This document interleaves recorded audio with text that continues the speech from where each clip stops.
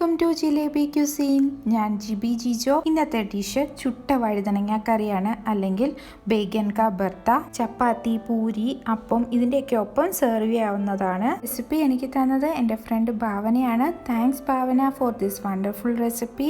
തയ്യാറാക്കാനായിട്ട് നമുക്ക് വേണ്ടുന്നത് വഴുതനങ്ങയാണ്. ഇതേപോലത്തെ വലിയ വഴുതനങ്ങ എടുക്കുക. വഴുതനങ്ങ നമുക്ക് ചുട്ടെടുക്കണം. അപ്പോൾ ഇതേപോലുള്ള വലിയ വഴുതനങ്ങ ആകുമ്പോൾ അതിനെ ഹാൻഡിൽ ചെയ്യാൻ കുറച്ച് എളുപ്പമായിരിക്കും. ഞാൻ ഇത് ചുട്ടെടുക്കുന്നത് സ്റ്റൗ ടോപ്പിലാണ്. ഇനി വിറകടുപ്പുള്ളവർ കനൽ കൂട്ടി ചുട്ടെടുത്താലും മതിയാവും, അല്ലെങ്കിൽ ഗ്രില്ലിലൊക്കെ വെച്ച് ചുട്ടെടുക്കാവുന്നതാണ്. ബോളിൽ എടുത്തു വെച്ചിരിക്കുന്നത് കായമാണ്. അപ്പം നമുക്ക് ഈ കായം ഈ വഴുതനങ്ങയിലേക്ക് വെച്ചു കൊടുക്കണം. അതിനായിട്ട് ഒരു കത്തി ഉപയോഗിച്ചിട്ട് ഒരു ചെറിയ വെട്ട് നമുക്ക് ഈ വഴുതനങ്ങയിൽ ഇട്ട് കൊടുക്കാം. മൊത്തത്തിൽ പിളർന്നു പോകാതെ നോക്കുക. കുറച്ചുള്ളിലേക്ക് കയറ്റി ഇങ്ങനെ വെട്ടിട്ട് കൊടുക്കുക. ഒരു 4 വെട്ടിട്ട് കൊടുക്കാം. ടേസ്റ്റിന് വേണ്ടിയിട്ടാണ് ഇവിടെ നമ്മൾ കായം ഈ വെട്ടിലേക്ക് ഇട്ട് കൊടുക്കുന്നത്. വളരെ കുറച്ച് ഓരോ വെട്ടിലും ഇട്ട് കൊടുത്താൽ മതിയാവും.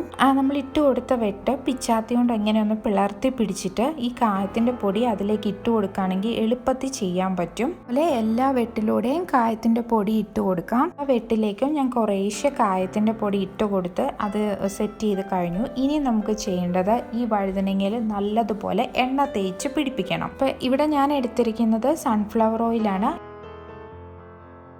ഇനി നമുക്ക് ഈ വഴുതനങ്ങ ചുട്ടെടുക്കാം. ഞാനിവിടെ സ്റ്റൗ ടോപ്പിലാണ് ചെയ്യുന്നത്. ഇതേപോലെ ഒരു റാക്കൊക്കെ വെക്കുക. ഫ്ലെയിം ലോ ആയിട്ട് സെറ്റ് ചെയ്യുക. ഈ റാക്ക് ഇല്ലെന്ന് പറഞ്ഞ് വിഷമിക്കേണ്ട. അതിന് പകരമായിട്ട് നമ്മൾ ചൂട് പാത്രം വെക്കുന്ന ഇതേപോലത്തെ സ്റ്റാൻഡ് സ്റ്റൗവിൽ ഫിറ്റ് ആവുമെന്നുണ്ടെങ്കിൽ അത് യൂസ് ചെയ്യാം. ഇതേപോലെ ഫോർക്ക് ഉപയോഗിച്ചിട്ട് നമുക്ക് അങ്ങോട്ടും ഇങ്ങോട്ടും ഒക്കെ മാറ്റി കൊടുക്കാം. ഈ താഴ്വശം ഒന്ന് വെന്ത് കിട്ടാനായിട്ട് ഇതുപോലെ ഫോർക്ക് ഉപയോഗിച്ചിട്ട് ഞാൻ ഇതിനെ പിടിക്കുകയാണ്. ഇത് ആ ഫോർക്ക് ഞാൻ ആ വെട്ടിലാണ് ഈ ഉടക്കി പിടിച്ചിരിക്കുന്നത്. അപ്പോൾ കുറച്ചുകൂടെ എളുപ്പമാണ് ഇങ്ങനെ ചെയ്തെടുക്കാനായിട്ട്. ഈ കയ്യിൽ റാക്ക് ഇല്ലാന്നുണ്ടെങ്കിൽ പപ്പടം കുത്തിയൊക്കെ വീട്ടിലുണ്ടാവില്ലേ, അതിലേക്ക് ഈ വഴുതനങ്ങ താഴേന്ന് മേളിലേക്ക് കോർത്തു കൊടുക്കുക. അപ്പം അത് അതിൽ ടൈറ്റ് ആയിട്ട് നിൽക്കും. എന്നിട്ട് ഈ നമ്മൾ പപ്പടം കുത്തി ഇങ്ങനെ തീയിൽ തിരിച്ച് നമുക്ക് ചെയ്യാവുന്നതാണ്.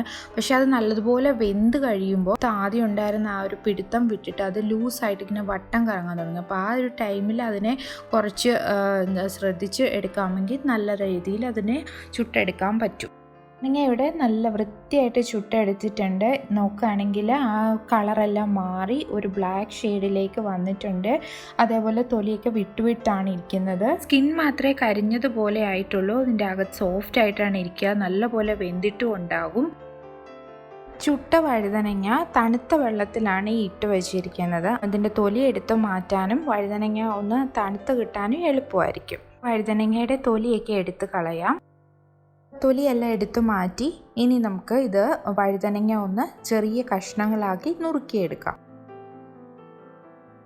കറിയാക്കുന്നതിനായിട്ട് ഞാനിവിടെ ഒരു 3 ചെറിയ സവാള എടുത്തിട്ടുണ്ട്. ഒരു ചെറിയ കഷ്ണം ഇഞ്ചി, ഒരു 3 അല്ലി വെളുത്തുള്ളി, ഇത്രയും വേണം. സവാള വളരെ ചെറുതായിട്ട് നൈസായിട്ട് അരിഞ്ഞെടുക്കണം. ഇഞ്ചിയും വെളുത്തുള്ളിയും ഒന്ന് ചതച്ചെടുക്കണം.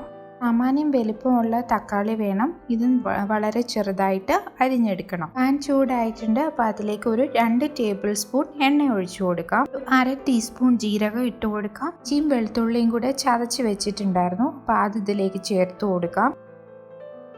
ഇഞ്ചിയും വെളുത്തുള്ളി ഒന്ന് മൂത്തിട്ടുണ്ട്. അപ്പോൾ നമുക്കിനി ഇതിലേക്ക് ചെറുതായിട്ട് അരിഞ്ഞു വെച്ചിരിക്കുന്ന സവാള ഇട്ട് കൊടുക്കാം. സവാള നല്ലതുപോലെ വഴറ്റിയെടുക്കണം. ആവശ്യത്തിനുള്ള ഉപ്പിട്ട് കൊടുക്കാം. ഇപ്പം ഇനി ഇതിലേക്ക് പച്ചമുളക് ഇട്ട് കൊടുക്കുക. ഒരു 3 പച്ചമുളക് ചെറുതായിട്ട് അരിഞ്ഞതാണ്. 1/4 ടീസ്പൂൺ മഞ്ഞൾ ഇട്ട് കൊടുക്കാം. ചേർക്കേണ്ടുന്നത് 1 ടീസ്പൂൺ കാശ്മീരി ചില്ലി പൗഡറാണ്. ടീസ്പൂൺ മല്ലിപ്പൊടിയൂടെ ചേർക്കാം. മസാലകളെല്ലാം ഇളക്കി ചേർത്ത് ഒരു 2 മിനിറ്റ് കുക്ക് ചെയ്യുക. നമുക്കിനി തക്കാളി ഇട്ട് കൊടുക്കാം.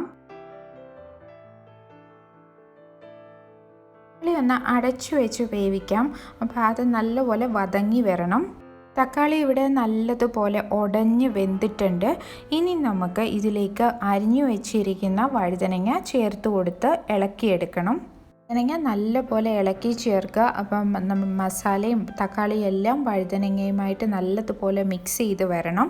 ഇനി അടച്ചു വെച്ചിട്ട് ലോ ഫ്ലെയിമിൽ ഒരു 3 മിനിറ്റ് കൂടെ വേവിച്ചെടുക്കാം. നമുക്ക് ഇതിലേക്ക് കുറച്ച് മല്ലിയില കൂടെ തൂകിയിട്ട് ഒന്ന് നല്ലതുപോലെ ഇളക്കിയിട്ട് കറി വാങ്ങി വെക്കാം.